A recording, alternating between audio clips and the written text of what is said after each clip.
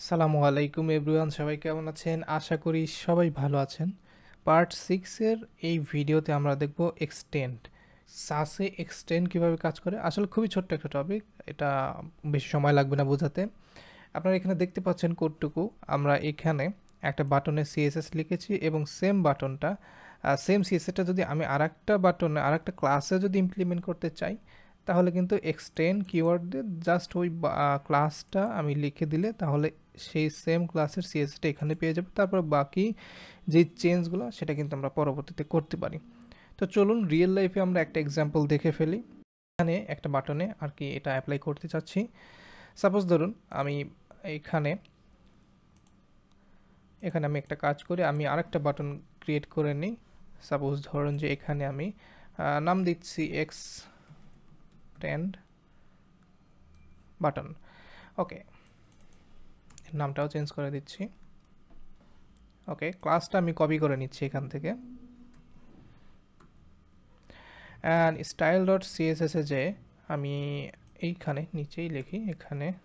ওকে, এইটা একটা মানে ডিফল্ট একটা বাটন ক্লাসের সিএসএস, যে এরকমই বাটন হোক ডিফল্টভাবে এরকম একটা সিএসএস সাপোজ ধরে নিন পাবে আমাদের।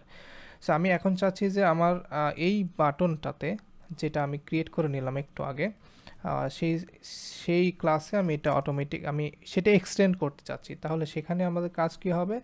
আমাদের প্রথমে @ দিতে হবে, তারপর এক্সটেন্ড লিখতে হবে, দেন আমাদের যেই ক্লাসের সিএসএসগুলা এখানে ইমপ্লিমেন্ট করে সেই ক্লাসটা আমরা এখান থেকে ধরে নিতে পারবো। দেখুন এখানে আমাকে সাজেশন দিয়েছে, তো আমি চাচ্ছি যে বাটন ক্লাসের যেই সিএসএসটা সেটা আমি এখানে এক্সটেন্ড করতে চাচ্ছি। তারপরে আমি একটা লাইনও কিন্তু লিখবো না, আমি জাস্ট সেভ দিলাম অ্যান্ড আমি চেঞ্জটা দেখার জন্য এখানে যাচ্ছি।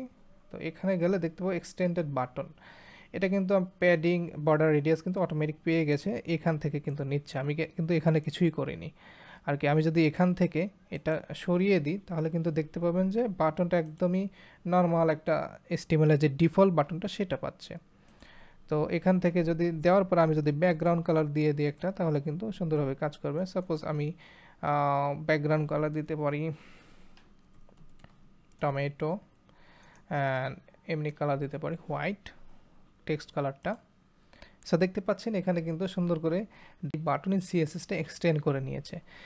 অ্যান্ড আমি পরবর্তী লাইনে যেটা আমি করলাম সেটাও কিন্তু এখানে সুন্দরভাবে নিয়ে নিচ্ছে। এখানে দেখতে পাচ্ছেন পরবর্তী 2 লাইন কিন্তু আমি নিজে করে নিচ্ছি, আর এইটা কিন্তু এখান থেকে এক্সটেন্ড করে নিয়েছি এই বাটন থেকে, এই বাটনের ক্লাস থেকে এই প্যাডিংয়ের সিএসএস বর্ডার সিএসএসটা আমি এক্সটেন্ড করে নিয়েছি। সো এক্সটেন্ডটা মূলত এটাই কাজ করে, কোনো একটা এক্সিস্টিং একটা সিএসএস যেটা হচ্ছে যে আমার এখানে লাগছে, আমি আবার এখানে না লিখে আমি যদি এখানে আবার লিখতাম তাহলে কোডটা অনেক মেসি হয়ে যেত এবং বড় হয়ে যেত।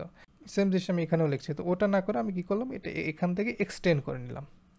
পরবর্তী কোনো ভিডিওতে আপনাদের সাথে দেখা হবে। সেই পর্যন্ত ভালো থাকবেন, সুস্থ থাকবেন। আল্লাহ হাফেজ।